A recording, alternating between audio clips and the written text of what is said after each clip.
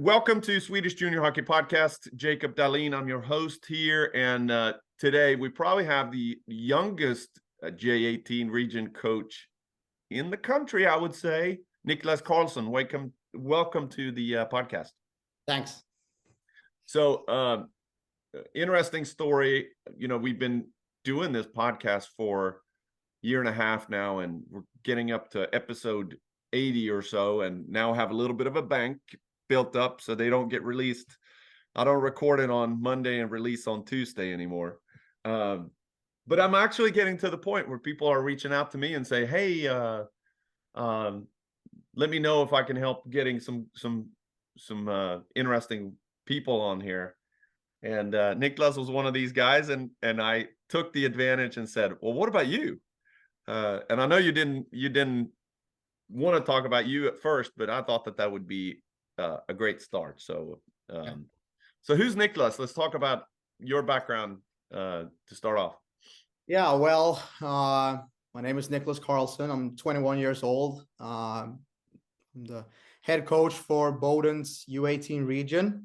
This is my third year of coaching, and I've had, despite my young age, quite a interesting career as a player as well. I've been around. I've played at both elite level and amateur level, and seen and heard and pretty much done it all, despite, as I said, being quite young. So as a player, I guess it started off, I was 4 years old. I born and raised in Kristianstad, southern Sweden, approximately an hour drive from Malmö and 1.5 from Ängelholm.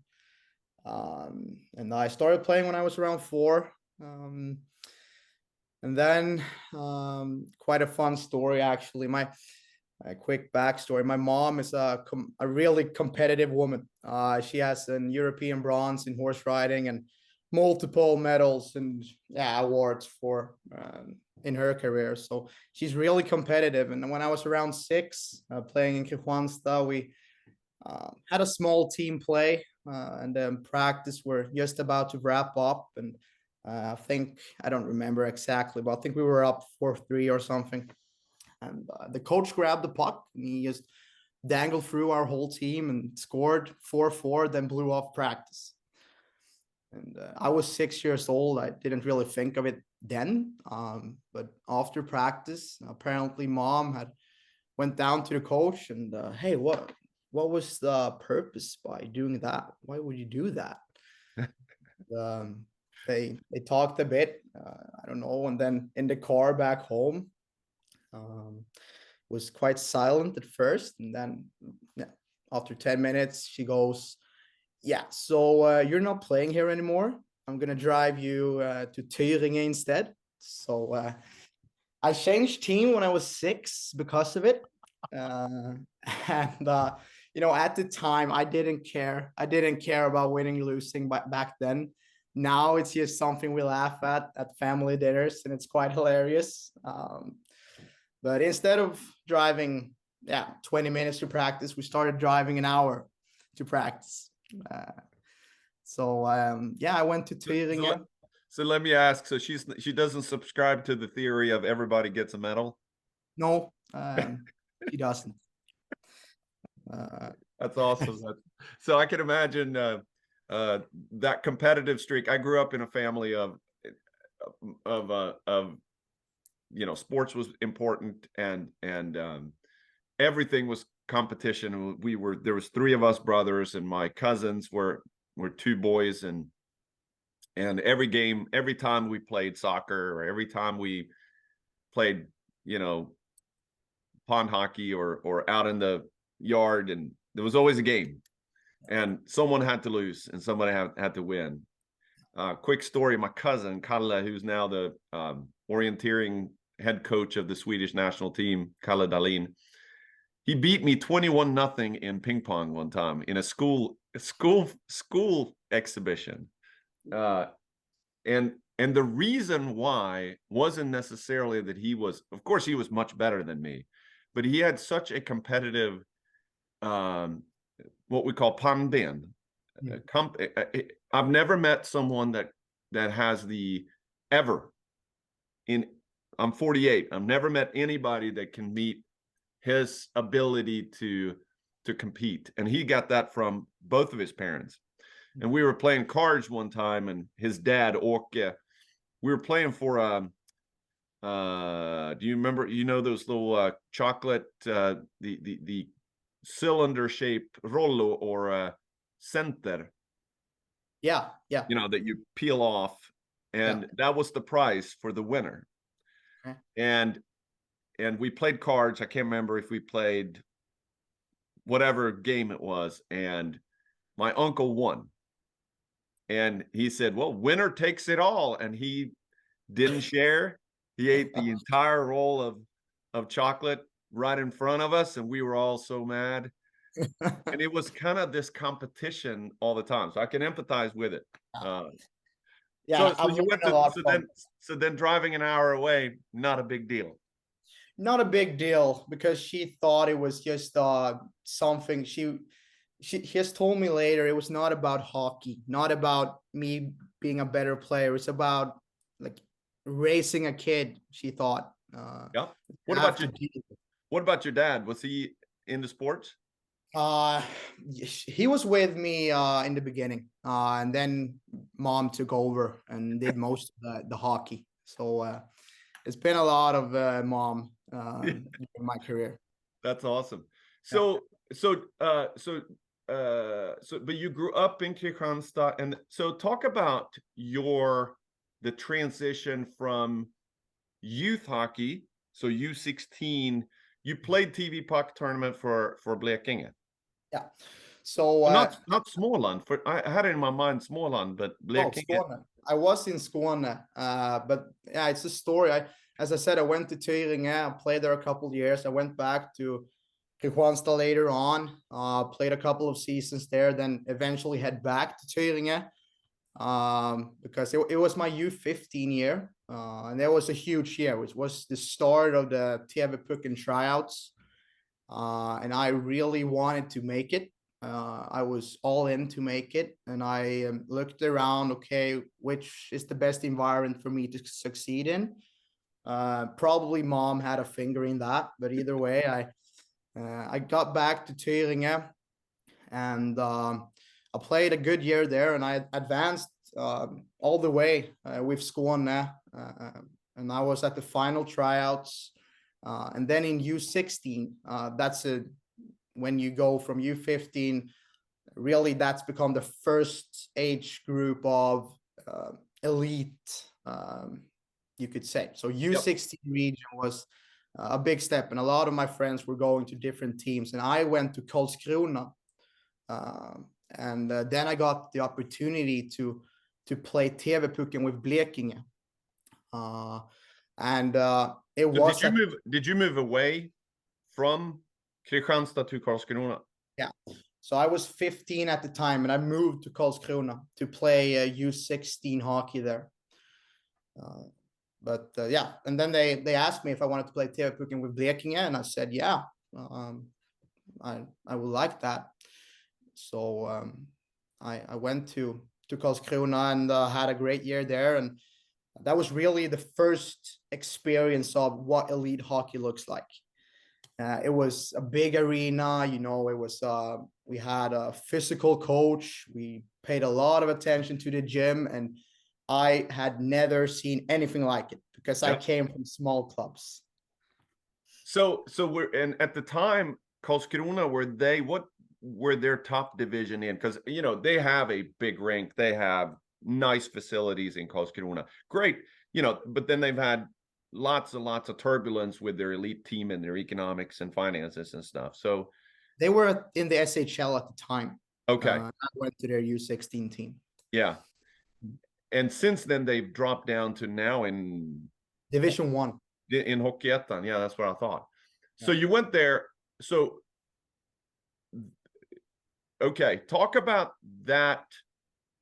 So you're in the locker room and you're no longer the best player on the team. No. So yeah, and that's an interesting thing. Moving from a small team and coming to the elite level, usually all the players in this elite team are used to being the star. Yeah. And that's an interesting dynamic. And it's really the first time that we as players were put in a situation like that. But we had a great team. We had really fun. Unfortunately, I didn't realize what was required to perform at the elite level then. I got there. I was kind of happy with just, oh, I made it. I'm here. And I started relaxing. And that led to me not getting accepted to the hockey gym there. So I had to move on. Yeah.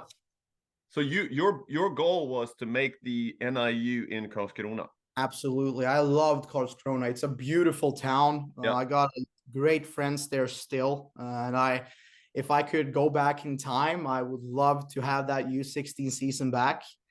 Because if I would have done what was necessarily, I would have been there now. But I didn't. So rightfully so, I didn't get accepted to the NIU. I was too lazy. I was professional and all, but too lazy.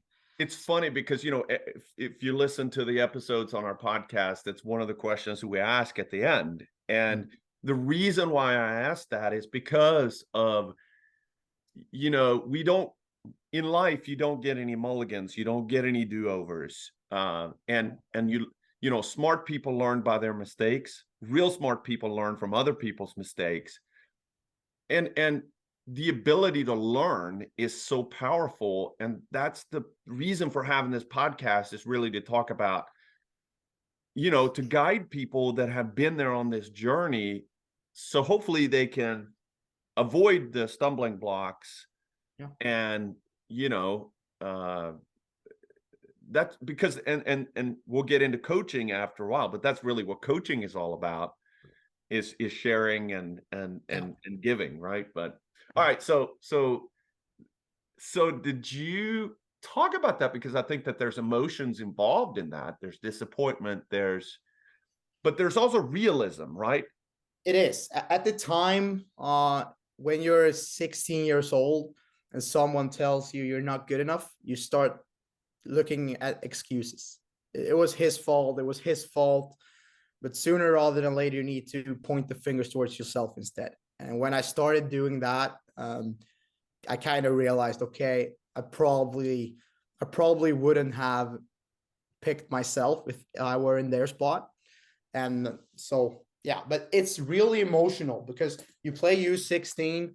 I've left Thüringen, my safe place. I went away, moved to play U16. And then Did you live by yourself? Kind of. My mom moved with me, but she works in Stockholm, so she was traveling back and forth. But it was great because I learned how to live by myself, but still had mom there each and other day. So it was a good start to live by myself. So since we talked about your mom, and you tell right away, huge influence, mentor. What was her view on you not making it? Well, first of all, she knows absolutely nothing about hockey. Okay. And she knew enough of at 6 years old, right? That was pretty impressive. Yeah, but she is not the one who talks to coaches or like cares about decisions. She's always, okay, but what can you do? The coach says this, okay, listen to the coach and do it. She's never been complaining to coaches. She's never been, trying to talk. Give me more ice time by talking to coaches. She's not like that. She hates that. Yeah. She has been just, okay, you didn't make it. Okay. What are you going to do about it? Yeah. Awesome. It's so good. And the influence, because, at that age, so you're 16, right?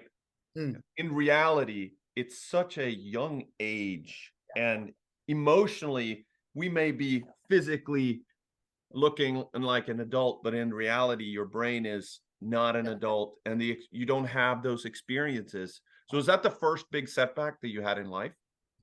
I'd say so. At least in my hockey career. It was tough. And when you're 16, you care a lot what others think. You care a lot about, social media and You know, all the friends at school, they knew I didn't make it. It was, you Yeah. know, you were kind of embarrassed getting back to school the day after getting the nod, you know, not getting to stay there and just tell your classmates like, yeah, I'm not good enough. I'm not going to stay here. Who told you? Oh, I think it was the GM for the juniors at the time. And that is now being a coach, that is not a conversation that's fun to have, but you need to Yeah. do it. Yeah. So yeah, it's the tough side of the job and the business. I Yeah. didn't Yeah. realize that then, you know, at the time, getting someone says you're not good enough, you're just, oh, I don't care. Who are you? You know, you Yeah. have this, you're 16 years old, you think you're the biggest person in the world, and yeah, but you're really not. All right. So if I'm then looking at, so then you ended up in Tingsryd. Yeah. So But I Tingsryd still, now has an NIU. they were at the time. They were at the time too. Yeah. Yeah. So I got accepted at another NIU, and I got there, but I was, you know, mentally, I was still in Karlskrona. I was still pissed not making it, leaving my friends behind, because I really liked Karlskrona. I Yeah. wanted to stay there so bad. So I got to Tingsryd, and Tingsryd was it's a good place. It wasn't for me. You know, it's a small city, and it's at the time, moving from a big city to a small city, I kind of didn't. It wasn't a match. And then, you know, I mentally, as I said, I was still there in Karlskrona, and I got off to a quite bad start. You know, I didn't play as much, and you know, I just gave up. I Yeah. was so weak mentally. I just, nope, I'm not gonna do it. Things are not going my way. I'm gonna quit. So I moved away from Anio. Okay. And I went back to my safe place. I went back to Thuringe, and I played U18 there. I played U20, and it took me maybe a week of practice before I realized, what have I done? What have I done? And that was a tough time. It was, you know, being at the NIU, moving home, playing lower level, and just, you know, regretting it. That's tough. That was tough. Okay. Uh, so I decided there and then, like, okay, man up, you got to do this. Like, if you want to play hockey, you know what you need to do. So I started reaching out to teams, and I reached out to Borås, and I got up there, had a tryout. They played U18 region at the time. Yeah. And Or elite back then. yeah, elite it was called back then. Yeah. So, and they wanted me. They said, yeah, we want you. And that really, I was so grateful. And when I sat in the car, going back home after the tryout, I told my mom, I'm gonna do this, and I'm gonna go pro. I promise you. Uh, and from that day, I became a freak. I was, you know, some will probably say that was unhealthy. I just went into this bubble. You know, I lost, I was quite overweight at the time. I lost 10 kilos that summer, and I got in Borås. I scored the most points out of all defensemen in U18 region after Christmas.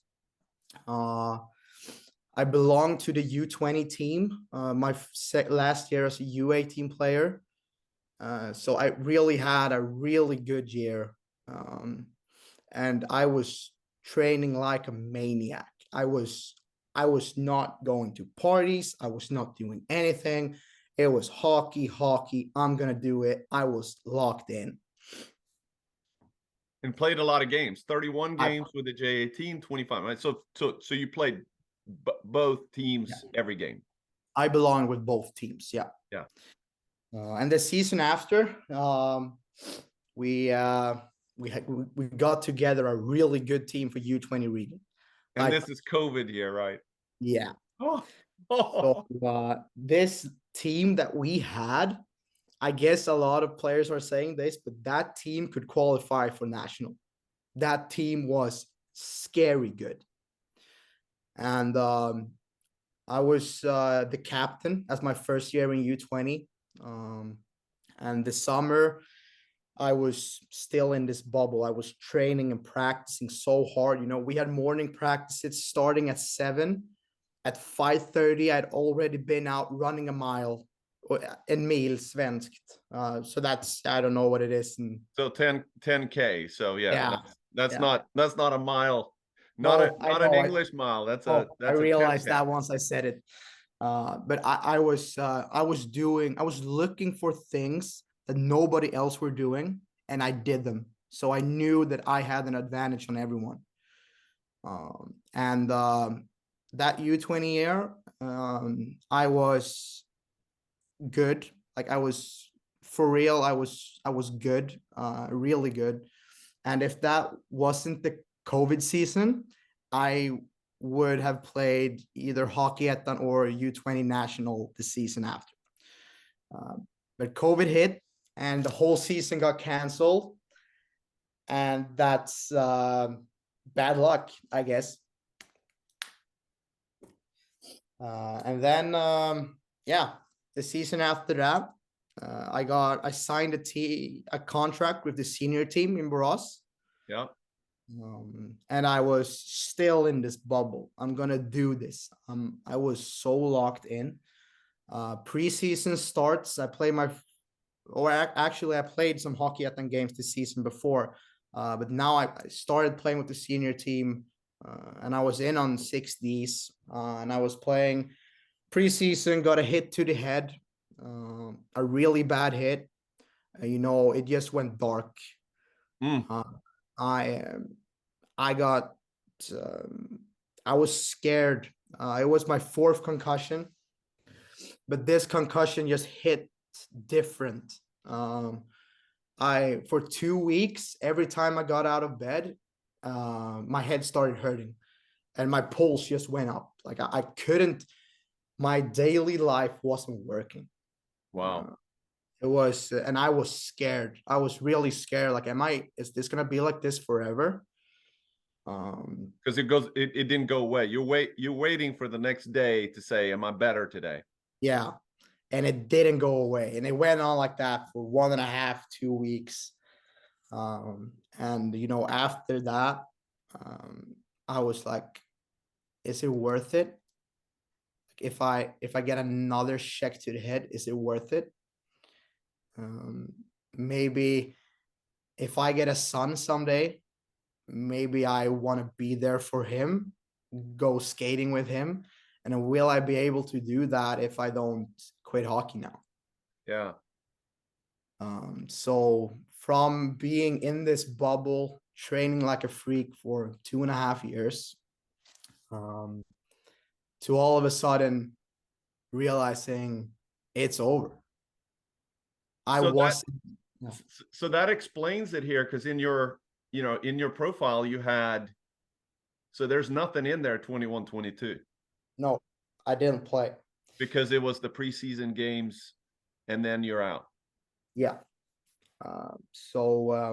And that was because like there was no doctors telling me you need to stop. It was just me not being mentally in it.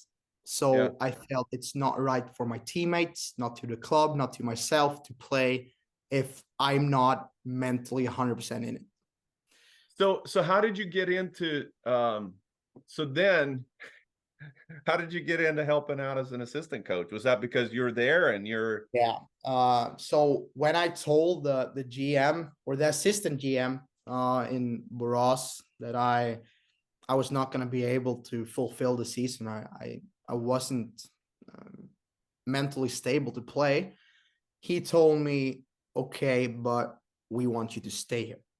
Like we have a coaching job for you. So at the time I was 18, I believe. And I became an assistant coach in the U18 region.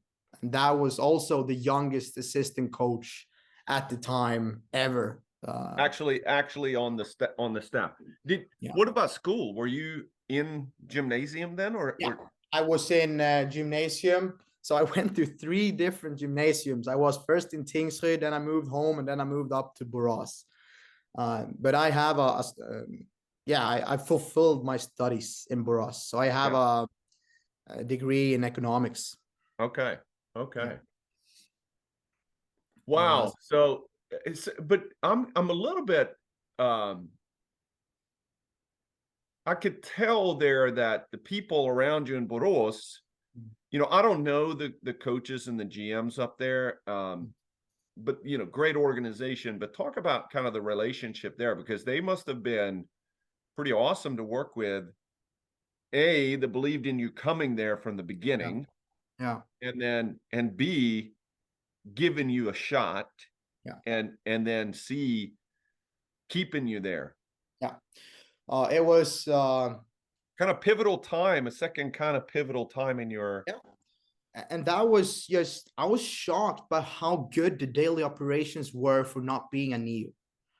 Like Borås was just like a NEO, but it wasn't. We had morning practices, we had great coaches, we had a lot of opportunities, and I got to play a lot.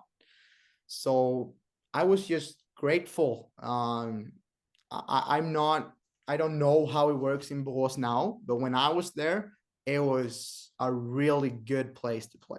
Yeah, it's still a good organization, and the whole Västergötland region south, both for J18 and J20. Yes, it's not J20 national, but and we'll talk about this later, but the ability to go from J18 region to J20 region, and then you got Hockeyettan. Hockeyettan is tough, right? So not everybody's going to be able to get in there, but there's opportunities and the ability to go in and practice. There's a lot of those clubs like Borås that are really well-run organizations out there. Yeah. So, but yeah. So then you're assistant coach, and then so let's jump forward 1 year. Glimma. Yeah, That must be in Småland. it's in Skåne. That's in Skåne. So I You wasn't. graduated, so now you're finished, right? Yeah, I was in Borås, and they wanted me to stay, and I wanted to stay, but I guess I left her a bit out of the picture now when I was talking here in the pod. But my grandma was always with my mom, helping me with the hockey, driving me to Thüringen when I was playing there. Like, she has been as a parent for me. And unfortunately, she got really bad cancer when I was in Borås. And I didn't know how much time she got left. And I felt like, okay, I want to be there with her. But at the same time, I wanted to coach. Like, I loved coaching. I felt like it was something for me. I felt like I had a lot of things to teach, because I've been doing this journey for U16, U18. I've failed multiple times, but now I've succeeded. I've cracked the code. Like not everybody is gonna have the journey as I had, and I realized that. But still, like I knew one way of how it could be done. So I wanted to keep on coaching, and I thought, okay, how do I stay unique? How do I set myself apart from all the other coaches in Sweden? So I was the youngest coach in U18 region, and the next step was really, okay, I want to go senior. I want to set myself apart. So I contacted Glimma, who was a senior team. They had a really good team coming up. They had Fredrik Hansson, played up Kristianstad to Hockeyallsvenskan, was the captain in Hockeyallsvenskan. Fredrik Lindblom played Hockeyallsvenskan. There was just a lot of good players, and I felt like, if I can get here, if I can learn from them, learn from an experienced coach, try senior hockey to see the difference between juniors and seniors, I'm going to be a better coach. So it just worked out. I got the job. We went on a fantastic season. We won. We just went out, won pretty much everything. every game we played, we almost won. You know, we had some really good games. We played Usby, who is the rivals. We had 1,500 people in the stands. It was, For Division 3. yeah, it was crazy. And it was just, it was something different, and I loved it. And it just, I loved coaching so much. Like, I realized this is what I want to do. Like, you know, I kind of, the same decision I made as a player, like, okay, this is what I'm going to do now. Yeah. I took the same decision back then. Like, okay, I'm going to be a coach.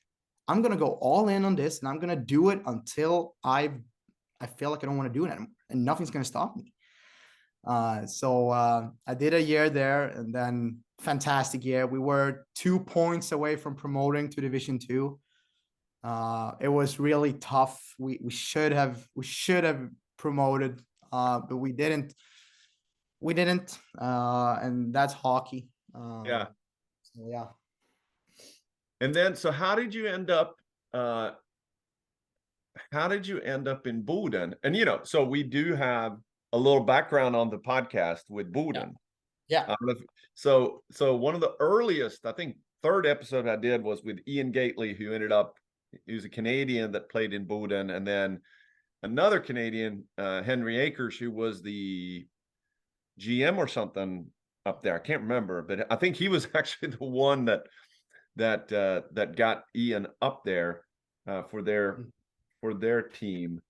But let's be frank here. Talk about kind of geographically. Sweden is a very tall country for those who are coming from outside, and you're from the southern tip, Yeah, like really down south, like very much Malmö, south of. Småland, Blekinge.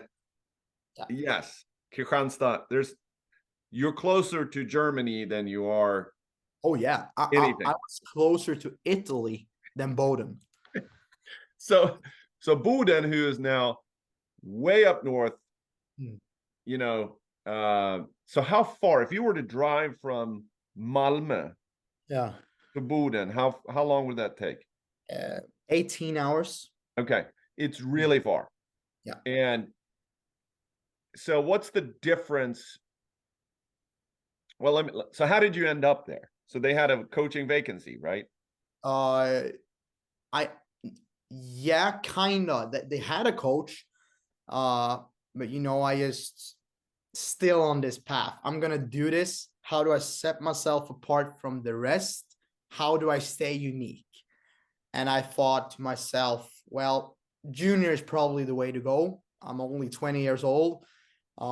Coaching seniors as a head coach, that's gonna be tough, because now I wanted to become a head coach. So I started looking what others have done. I started looking down all the SHL coaches. Okay, how did they get there? And I found Max Bolin, who is in Rögle now. And he went to Piteå when he was 21, 22, I think. And now he is the assistant coach of Rögle in SHL. So I kind of looked at him or his resume, and I was like, okay, he did that. So yeah, I'm going to do the same. So I reached out to Boden, and out of nowhere, really, just, hey, I want to coach. I want to be your coach. And I flew up here. I met the GM, Kristoffer Jönsson, and he, really great guy. We talked, and he wanted me to come. And now I'm here. It's great. Yeah. So so what was your first impression? Because so you went up there during the summer. I went up during the spring. You went up there in the spring. Okay. Yeah. Was it still cold there when you First went? impression, you know, I landed at the airport. I got out, and it was still like snow up to my knees in the spring. And I have never seen anything like it. I was, what am I doing? Was my first thought. It was, yeah. But you know, Bowdoin is such a lovely community. It's everybody cares about you. It's really familiar. They help you with everything. You really like just become this family because you're just in the middle of absolutely nothing. You're just in the middle of nowhere.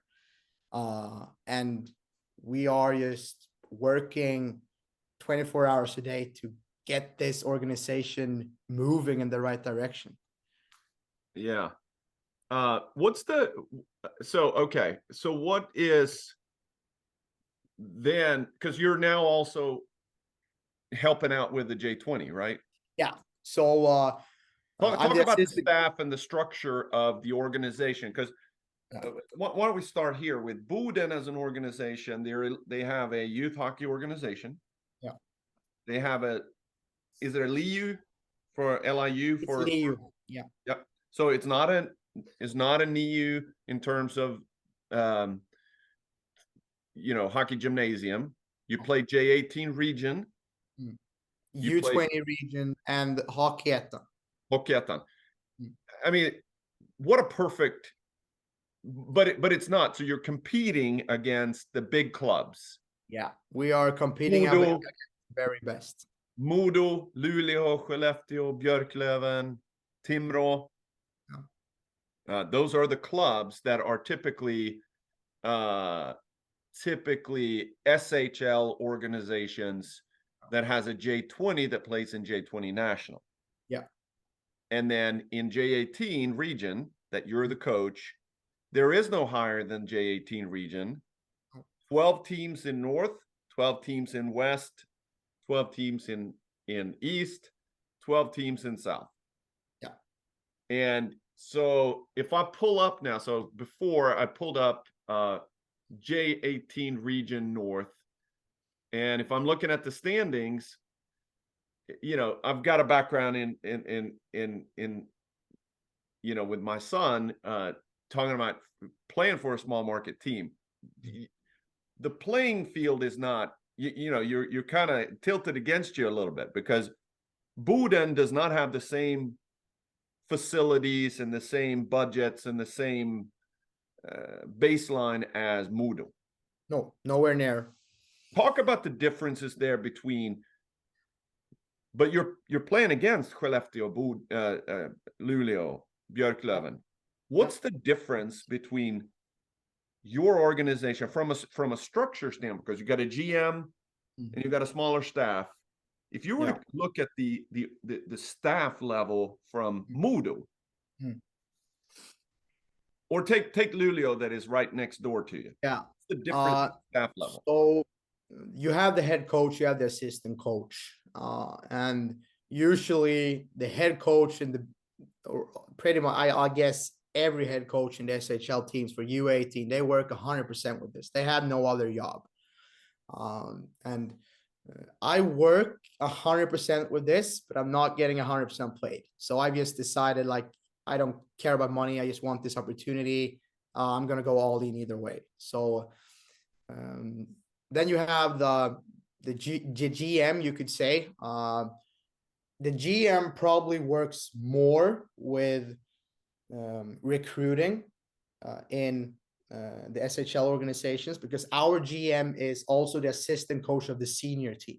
Yep. So you see, in the smaller organizations, you kind of find good people, and to keep them there, you gotta like find roles for them to keep them there. Yeah. Because you want them to work full time, but we don't have the money to just hire a head coach full time, GM full time, assistant coach full time. So now you got to puzzle a bit. You got to make, like me, I'm the head coach of the U18 and the assistant coach for U20. As I said, the GM, Christopher Jönsson, is the assistant coach in the senior team, and he's the GM for the juniors. So that's the difference. Like you're working 3 jobs instead of 1. So what about in Luleå? In Luleå, I'm not 100% sure how it works in Luleå, but I know SHL teams that have, a mental trainer. They have a fully paid gym coach. They have fully paid assistant coach. They have a video coach. They have a goalie coach. They have a head coach. They have a GM, assistant GM. Like it's a different world, but we're still competing against each other, and that's like, it's like David against Goliath. Yes. And so, and let's talk a little bit about recruiting now, because go back to your U16 days when you were in Karlskrona and you're trying to make their NIU. Yeah. And you're now in Boden and you're competing against these guys. So I would imagine that when you joined this team, the team was already there. No. No. When I signed in, Oh, that's right. You were in the spring. So yeah, I signed in May, and at the time we had like 10 players who were ready to go for next season. So it was, we worked hard and we found really good characters coming here from Gothenburg, from Umeå, from, all parts of Sweden. And that became like a boom in Boden, because Boden has never ever like picked players outside of Boden, Luleå, and around here. Like nobody has ever moved to play hockey in Boden. And so now I get here and I'm used to this. So I'm calling players, I'm scouting players, I'm recruiting players from Gothenburg. And all of a sudden, we just have this whole new culture of hockey in juniors. It's from being like playing just because of playing to now actually have a purpose with everything we do, with recruiting players, with giving them an honest chance to actually make the senior teams in 4 years. Because you're not going to compete in your region. I mean, your competition from the local talent is going to be Luleå, Skellefteå, Björklöven, Modo, right? So of course but what do you tell, I mean, especially with your background, and because you've been there, and we talked a little bit offline about this, the ability, what would you rather be as a player?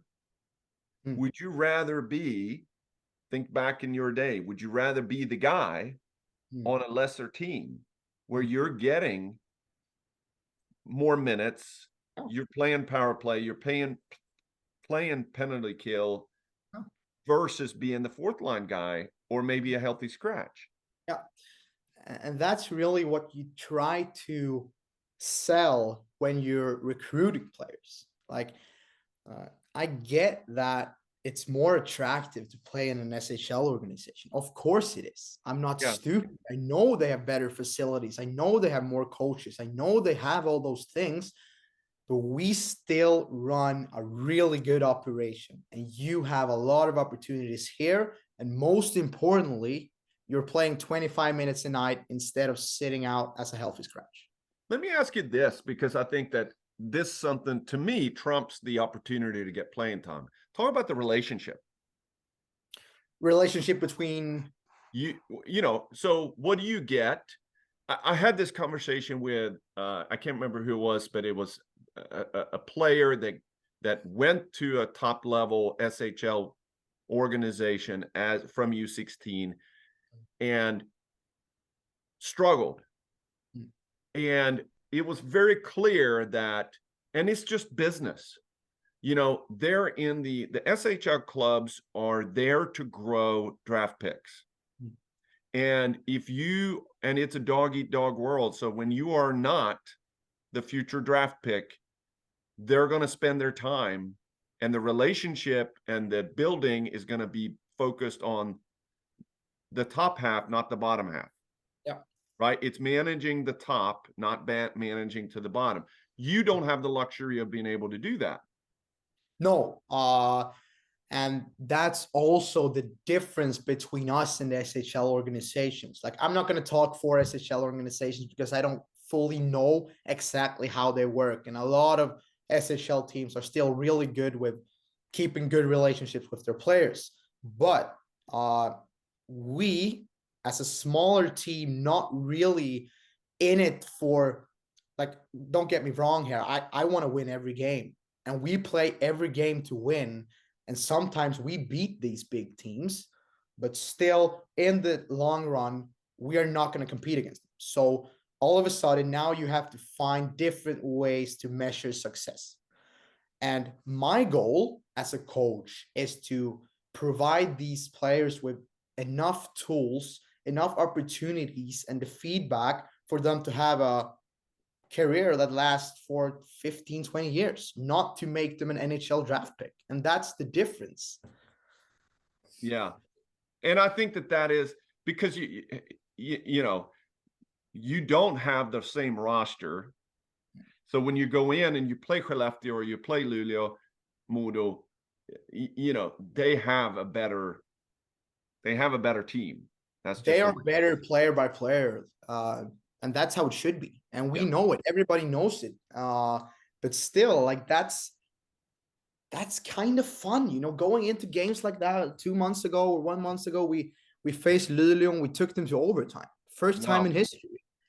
You know, everybody knows that Luleå is better than us. Like they should be, but still, it's not impossible. And like those, when you achieve those small goals, like you light this fire within the players. Like, okay, I can still do this. It's not too late. But then also the system or the way that they have the region, the top five teams of each region moves on to J18 national, which kind of, so this fall it's all about development. You know, you're going to take some licks, go back, work on the things, and then after Christmas it gets a little more even because the top after Christmas it's showtime. Like that's when the real season starts. Like season moving up to Christmas, that's a process for us where we want to get all the parts clicking, we want to get the system working, and then as you said, the league is split up, and that is good both for the SHL teams because they need to play better teams more frequently, and we need to play teams at our level more frequently. So the league after Christmas consists of 7 teams, with the teams that don't make top 5, and we play a league where the number 1 team moves on to the Swedish playoffs, you could say. Yeah. And you can certainly see, I'm looking at the progression of the, you know, they're getting better. If I'm just looking at the results, is that kind of what you're feeling too now when we're recording this mid November, we'll release this probably after Christmas, but so are you getting not just results, but are they playing better as a team? Yeah, we are. And that was one of the key things. Like earlier seasons, I've been told that it's just been go out there and play. And now we're like, okay, we need to play a style of hockey that is still developing because that's what we're doing. We don't want to rim the puck for 60 minutes and get a breakaway and score. We want to play a game where we actually earn our chances, where we play a game that's actually developing for the players. And that takes time to learn. And that's why if you look at the beginning of the season, the results are not good. But now once things are starting to click, you know, we get results from it. And now hopefully we keep on going. We still have a lot of things to work on. Like our power play is 5%, but that's not the focus point because we're not in it for the results right now. We're in it because it's a process. We're going to develop players. Now, when the league after Christmas starts, I promise you, we're going to work on power play 2 times a day. Yeah. But now, that's not important for us right now because that's not what's need to be worked on. We are working for the players, not for the club to get results. How much time do you spend on, like, as a coach now with this group that has not everybody living at home and you know, like coming into the rink, but you gotta, how do you do the team building and stuff? The coaching, everybody coaching knows it's a lifestyle. And especially, you know, since I brought the players here, I feel a responsibility that I need to take care of them. Like a 16-year-old from Gothenburg moved up. Like if he needs help with his Wi-Fi, I gotta be there for it. If his whatever TV doesn't work, I gotta be there. Like he can always call me, and they know it. And that's really just one of the important things I believe in coaching, especially juniors, just having the presence, you know, being there, showing that you care. Like the people or the players should know that I can always talk with him. And junior players are not going to talk about feelings. They're not going to talk about emotions, but just that they know that I can talk to him. That's enough because that gives them the stability to work good and like succeed on a daily basis because they feel safe around you. And that's really important. Yeah. No, and I think that is sometimes that's a missing link, though. You know, the ability. Think about back in your day when you were that age of you go to Tingsryd, Yeah. have all the facilities, have all the, and it's not a knock on Tingsryd, but you were not ready.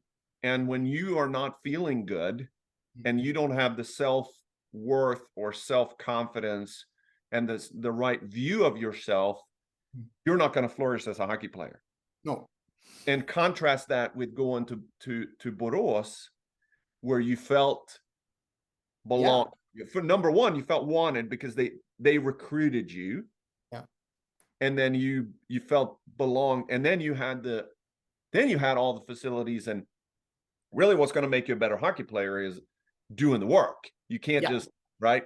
But you were ready to do the work versus like in Karlskrona where you weren't ready to do the work.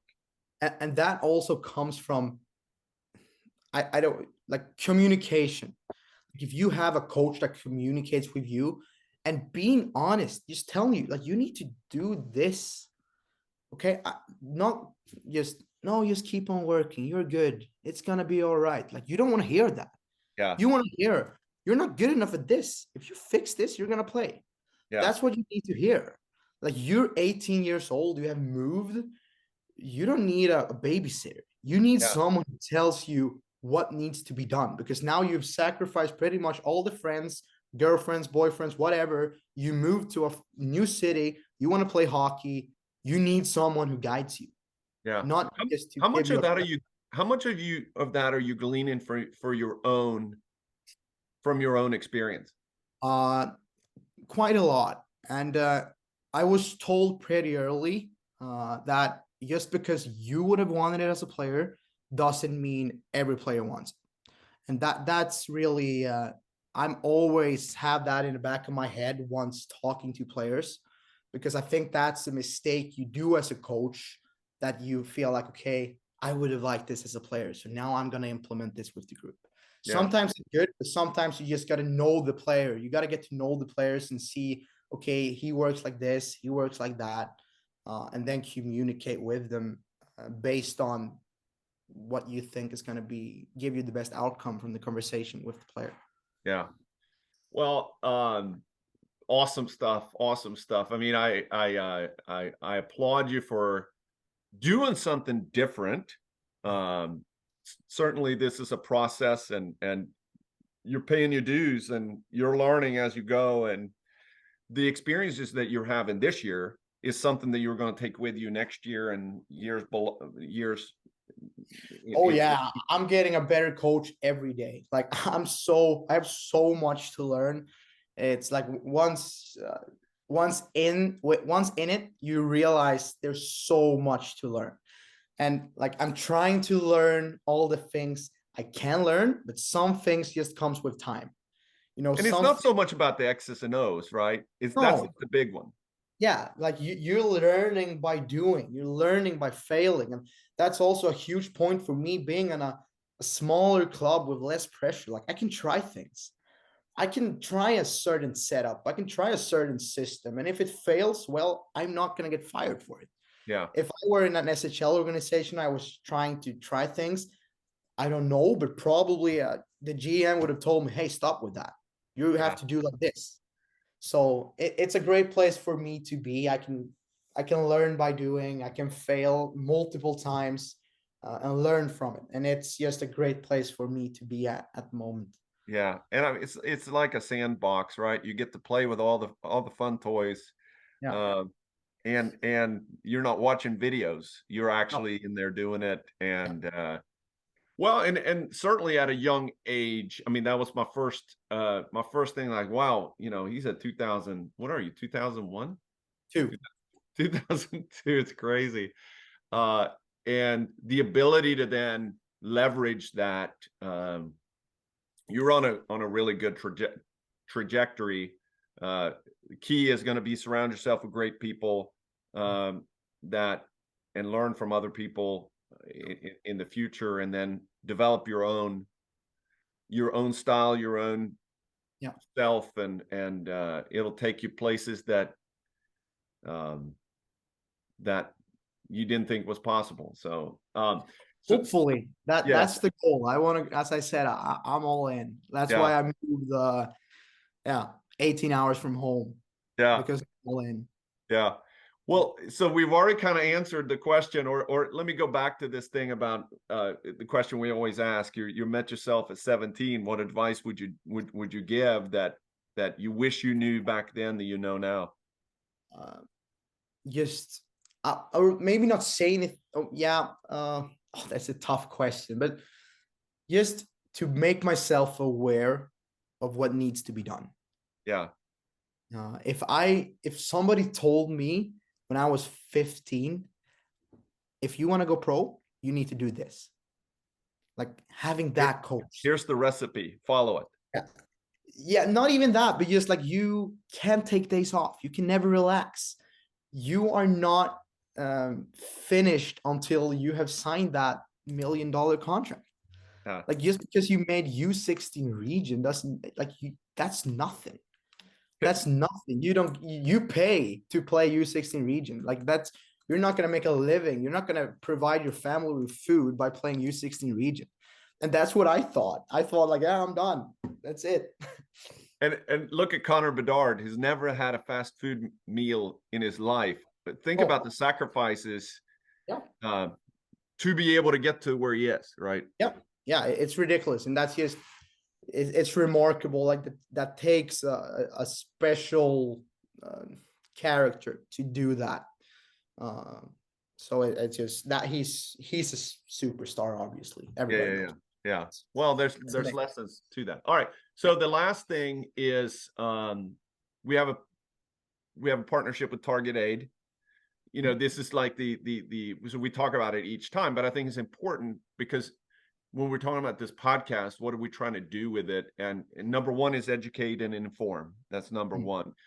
And this idea came about how do we give back to all these organizations? I was part of organization growing up in Leksand, and so much of my life goes back to not just in hockey but other sports in Leksand, orienteering, soccer, whatever I was involved in, and it was dealing with the local organization like where you are in Boden right now.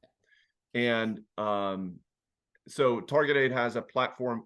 So if you go to targetaid.com, you look up Swedish Junior Hockey Podcast, we have a presence there, and then each guest is mentioned there. So we will have you on there, and then you get to say which team is in your heart, Klubben i mitt hjärta, and then hopefully that organization can take that, that attention from a standpoint of and building content within that, to hopefully then do for fundraising, attention, and it's a full circle. So long way of explaining what we're doing with Target Aid. They're just a vehicle. The idea is to be able to highlight, but which team is in your heart, or Klubben i mitt hjärta? Oh, it's got to be Boden.